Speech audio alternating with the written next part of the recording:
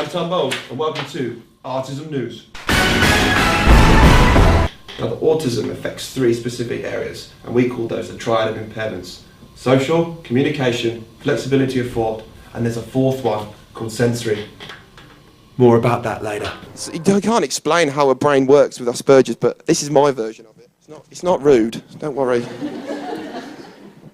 Imagine that you're in a train station, you're on your own in a train station, stood in the centre, and there's a million people just rushing past really fast. They're all going really, really fast. You look up at the signs of where you want to go, and they keep changing. They don't stop. They constantly change. You don't know where you're going. You don't know what's happening, and you have to make a decision and just do it. This symbolises my brain, and it is never settled. It's constantly thinking, and therefore I am always anxious to express myself. Number 1, social. It can be hard for people with Asperger's to interact with other people because they find it hard to establish how people are feeling, and they may do things that are inappropriate, like so. Number 2, communication. People with Asperger's may find it hard to express themselves or get their point across. They even find it hard to just find out what people's emotions are by their facial expressions. See if you can guess my emotion. If you said anger, you were correct. Number 3, flexibility of thought. People with Asperger's need to know what's going to happen next. They need structure and routine, and they find it hard to have their thoughts bended or changed. If they've got an idea in their head, there's no shift in it. Number 4, sensory. People with Asperger's can cause sensory issues that affect physical contact, lights, strong smells, and even background noise. The issues can occur from things like anxiety. There are the 4 areas that affect Asperger's syndrome. Remember, Asperger's is not a syndrome, it's a lifestyle. The tutors are informed of my Asperger's, which is a good and a bad thing, because thank God they don't respond to it in a way that's like, "Hey Tom, you're right." "Yes, I'm fine. You won't be in a minute." I want them to understand, but be discreet and not single me out, because that's very important with people with Asperger's. They don't like to be singled out. They don't like to be put on the spot, but I am right now and I don't like it. And they need contact with the specialist teachers. If that contact is established from day one, there is no you'll have no problems with the student at all. And they should work together, because that will get the best from Asperger's. And it's a team effort. So, if I was to say to you that there was 5 senses, I would be wrong. This can't be true. What are you saying? There's gotta be 5 senses. There can't be 7. Stop confusing me, please. Oh my God! There is in fact 7. And there's the basic 5, which are your smell, sight, taste, touch, and hearing.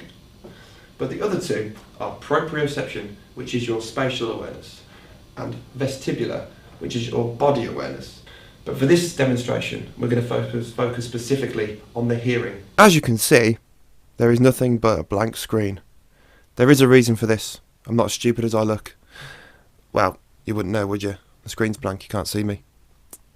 Anyway, I want to try and give you an idea of what it's like for people with autism who have sensory issues, especially with their hearing. Let's look at a classroom where a student must listen to what the lecturer has to say, and the air conditioner is on.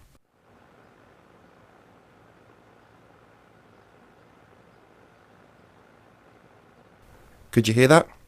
That's possibly what it sounds like to someone who's neurotypical, perhaps. Now, let's turn it up.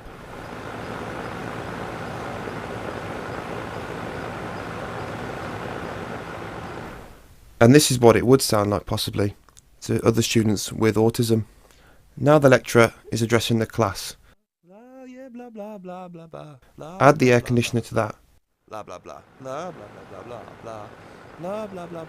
Then someone is tapping their pen on a table.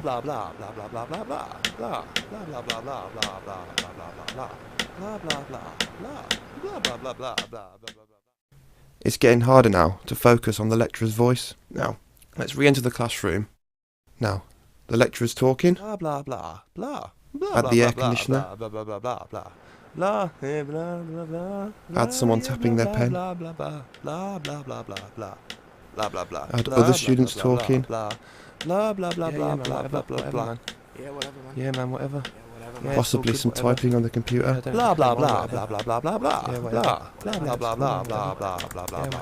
Some noise going on from outside.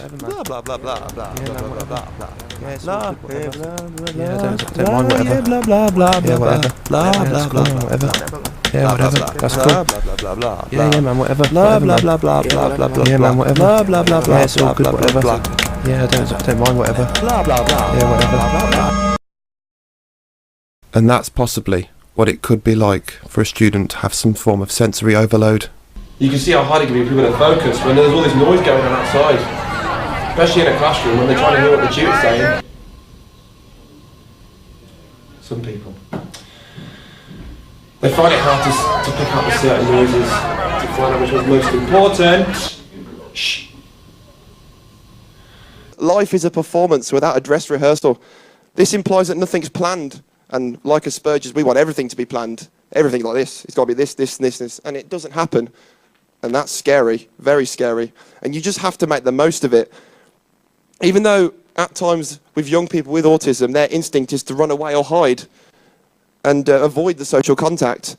But this is a real shame, because if they don't socialise or go up to people and talk, they will never, ever, ever, ever, ever know how fantastic these people really are.